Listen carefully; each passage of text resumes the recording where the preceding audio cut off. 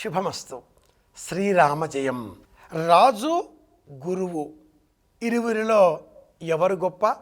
గురువే గొప్ప. తండ్రి రాజు ఇరువురిలో ఎవరు గొప్ప? తండ్రి గొప్ప. తండ్రి గురువై ఉన్నాడు.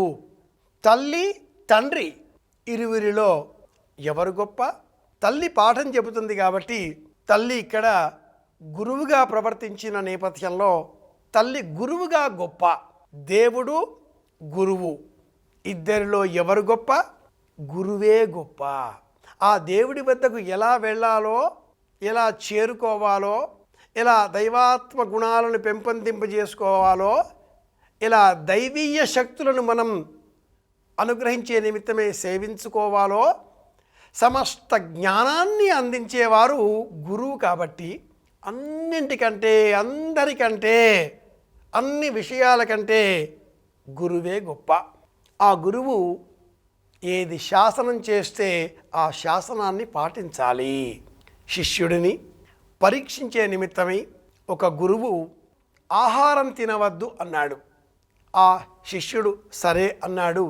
ఆహారం తీసుకోవడం మానివేశాడు. కానీ ఆరోగ్యంగానే ఎలా? పాలు తాగుతున్నాను అన్నాడు.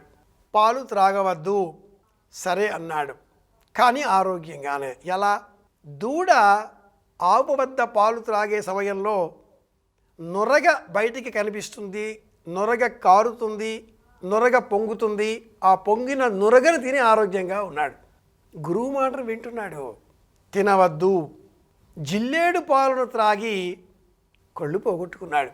గురువుగారు శిష్యుడి తీవ్రతను గుర్తించి భుజం పైన చేయి వేయడంతో నేత్రములు వచ్చాయి, సమస్త విద్యలు కరతలామలకమయ్యాయి. భారతంలో ఉన్న ఈ కథ మనకు చెప్పే అంశం ఏమిటి అంటే, అందరికంటే కూడా ఎవరయ్యా అధికం అంటే గురువే అధికం. నగురోరధికం నగురోరధికం నగురోరధికం. దత్త చరిత్రను పారాయణం చేసేటటువంటి వారికి ఆ దత్తాత్రేయుడు పరీక్షించే విధంగా అనేక మహిళలతో, అనేక దుర్వ్యవహారాలతో, దురాచారాలతో, దుర్వ్యసనాలతో కూడా కనిపిస్తాడు. ప్రశ్నించే శిష్యుడికి నిజమైన గురువు బోధ కనిపించదు, అందదు. శిష్యుడిని గురువు ఎల్లప్పుడూ పరీక్షిస్తూనే ఉంటాడు. గురువును ప్రశ్నించే అధికారం శిష్యుడికి లేదు. కానీ ప్రశ్నించే యోగ్యత, అధికారం వేరు, అర్హత వేరు. యోగ్యత విద్యా సంబంధమైన విషయాలలో ఉంటుంది. కుత ఆజాత కుత ఇయం విసృష్టి, ఇలాంటి ప్రశ్నలు ఎక్కడి నుంచి వచ్చాయని, ఏం జరుగుతుంది అడగవచ్చు. అన్నం వై వాజః, ఎలా తెలుసుకోవచ్చు? ఒక్క మేడి విత్తనంలో లేదా ఒక్క మర్రి విత్తనంలో అనంతమైన శాఖోపశాఖలు కలిగిన అతి పెద్దనైన మర్రి చెట్టు దాగి ఉంది అని బోధించేవారు గురువు అవుతున్నారు. గురువారం నాడు గురువుని గురించిన జ్ఞానం మనం పెంచుకోవాలి. వియన్ మండలంలో ఉండే నవగ్రహాలలో గురుగ్రహం చాలా పెద్దది. గురుగ్రహానికి ఉండేటటువంటి అనేక పేర్లలో ఒక పేరు వ్యాక్యూమ్ క్లీనర్.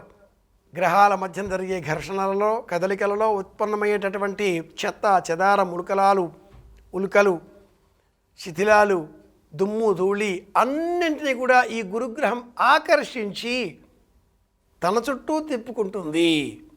అతి పెద్దనైన గ్రహం గురుగ్రహం. సూర్యుడు నక్షత్రం ఆదివారం, చంద్రుడు ఉపగ్రహం సోమవారం. ఇక నుంచి బుధుడు, కుజుడు ఒకవైపున ఉండగా గురువు మధ్యలో శుక్రుడు, శని అటువైపున. 5 గ్రహాల మధ్యన ఉన్నటువంటి గ్రహం గురుగ్రహం. 5 గ్రహాలు. 2, ఒకటి నక్షత్రం, ఒకటి ఉపగ్రహం, మరి ఒక 2 కనిపించని ఛాయాగ్రహాలు, రాహుకేతువులు లేనివి, నీడలవి. కాబట్టి వియన్ మండలంలో ఉండేవి 5 గ్రహాలు: కుజుడు, బుధుడు, గురువు, శుక్రుడు, శని. సంప్రదాయం జ్యోతిర్విజ్ఞానం అనంతమైన వేద జ్ఞానాన్ని ఇలా గురువు రూపంలో మనకు అందిస్తుంది. గురువే శ్రేష్టం. శ్రీ గురుభ్యో నమ.